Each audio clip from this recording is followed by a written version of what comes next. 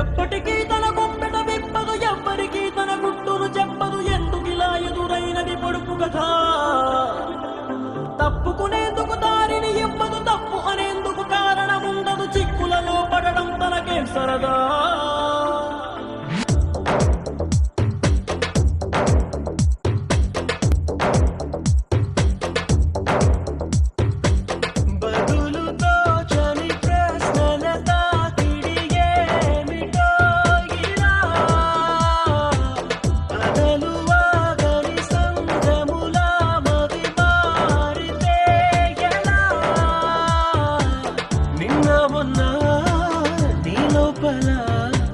కలిగిందా ఏనాడైనా కల్లోలం ఇలా?